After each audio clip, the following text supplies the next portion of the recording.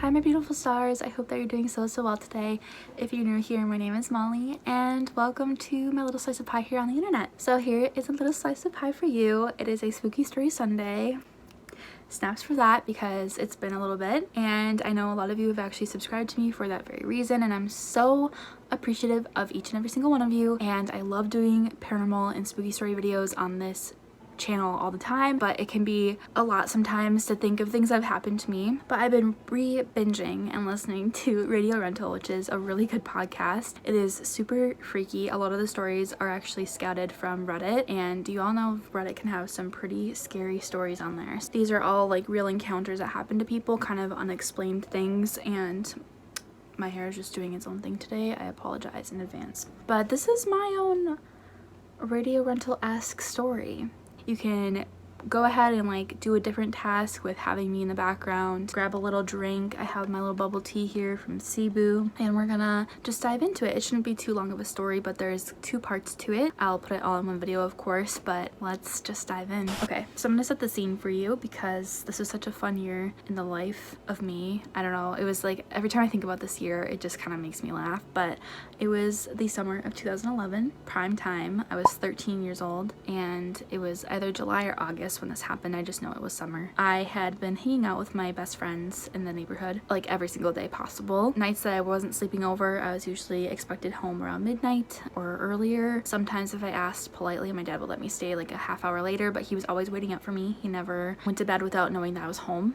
And one of my best friends at the time actually lives just like zigzag up a hill near me, and then my other best friend Isaac, he lives across the street from me. So it's really nice how close we all are, and we can just run from each other's houses when needed. And Cameron's house happened to be like the hangout, so we'd always hang out in her basement and like watch TV or play on the computer. Like we'd always go on Omegle or like chat roulette or whatever and just be on there for hours on end talking to random people and pretending that we were from like Tennessee or something. It had been a night where I think we were like just talking and like we'd play teenagers and stuff like house, but we were teenagers because we were teenagers. So at this point my dad was like, okay, it's time for you to come home. My best friend Isaac had actually always walked me home every night. Anytime that we hung out, he would always walk me home. Sweetest boy in the world. This particular night he was like, I'm really tired, is it okay if I don't walk you home? And really it's not that big of a deal because we live like right across the street from each other. So I was like, honestly, I'm fine. I really appreciate you when you walk me home, but you don't need to tonight. I totally understand. No worries. And I had a Samsung Verizon like slide phone, so then it had little texting decks. It made like these little clicky clacky noises with the buttons, and I actually still have that phone, but I didn't dig it out to like show you. I don't even know where it is. I think it's somewhere downstairs. Anyways, on that phone I would actually record sounds. 4 of my best friends had the same phone, so we would all like record sounds on YouTube, like a favorite song or something. I digress on that. We ended up walking home. I said goodbye to Isaac,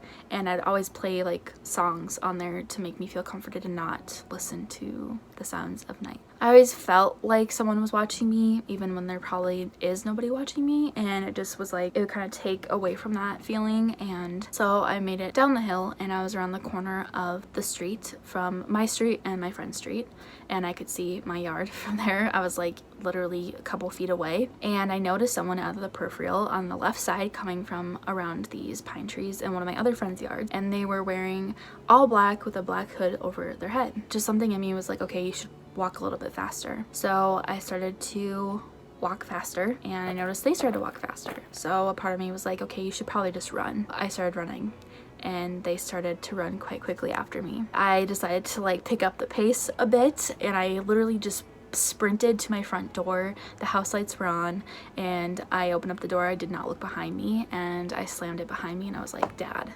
someone was chasing after me home. And he goes, wait, what? Like what? And he was always a man. He always believed in what I said, and he was so nice, and he never thought I was lying or joking. Like he was very sincere, and like, so he was worried, and he's like, okay, like let me look outside. So he looked outside, nobody's there, and I saw them literally come up right behind me to my front door, to my front steps. They were behind me that far, and it was not my friend Isaac because I had seen him walk into his door and he was not wearing anything remotely close to what this person was wearing. That was the moment that I realized a hooded figure was chasing me home. And this, honestly, I never really thought something like that would happen to me. It wasn't like that scary, I guess, but at the moment it definitely was like a little bone chilling because I'm like, okay, do I have a stalker? No, probably not. Just someone, you know, my neighborhood was full of people around my age, older, younger, same age. And so I'm like, it has to be one of the guys that I know, like acquaintance wise. And they just wanted to play a practical joke on me.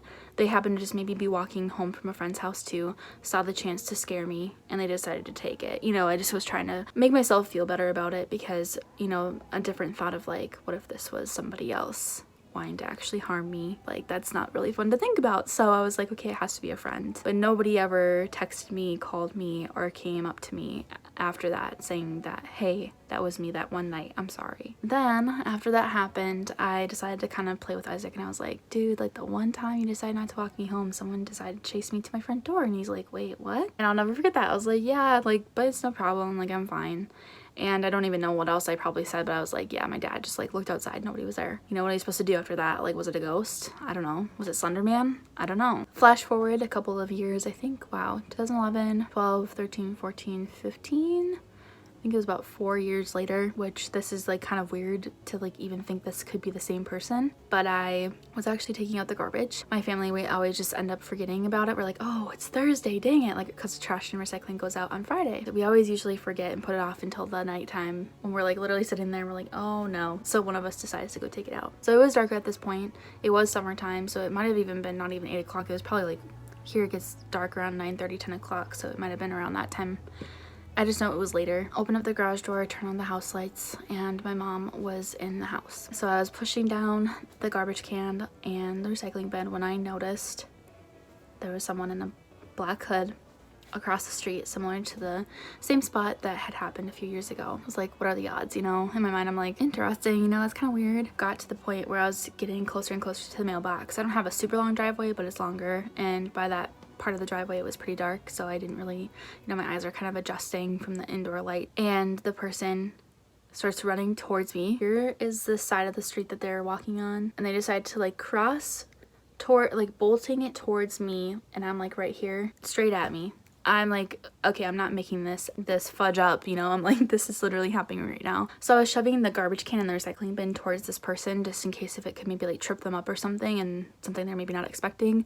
A defense mechanism. I took what I had and I just used it. And they're big bins, so I'm like, I mean, if they hit it, like, it'd probably hurt. And I just turned around and bolted it straight up into the garage, and I shut the garage door, and no one was behind me. I don't know if this person just decided to dive into the pine trees or what, but what's kind of unfortunate, and also as me as like a nature lover, it is fortunate, but we have 2 large pine trees on either side of our driveway.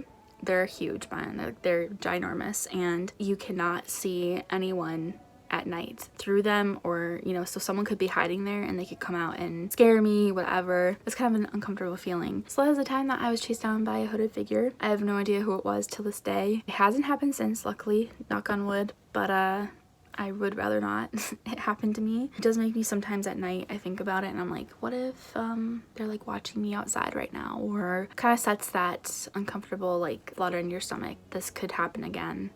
Why did it happen in the first place? Is this person targeting me? Which I feel like sounds a little bit dramatic, but you just never know. You just really never know. To me, I'm like, wow, it was 4 years apart. Like, what are the odds? Like, did this person just decide to, like, do they know my schedule? So they knew I'd be home at this point, hoping I would walk outside. I just don't know. No one ever came up to me and said, hey, that was me that one night. I'm so sorry for scaring you. I was just trying to play a joke. No one ever came up to me. Kind of unsettling, a little weird. It's taught me now to not look down and not be so infused in my phone. Even back then when there was minimal things you could do on your phone, now there's so many other distractions like Snapchat. I have a whistle now and I have pepper spray. Even though my neighborhood is genuinely and generally, I guess both those G words, is pretty safe, I still just have this like uncomfortable feeling, and I think it leads back to that. So that is my story, and just be careful. Doesn't matter who you are, please just protect yourself and be aware of your surroundings, new and familiar, and be safe always. All right, I'll see you in my next video. Until then, shine bright and stay spooky. Bye.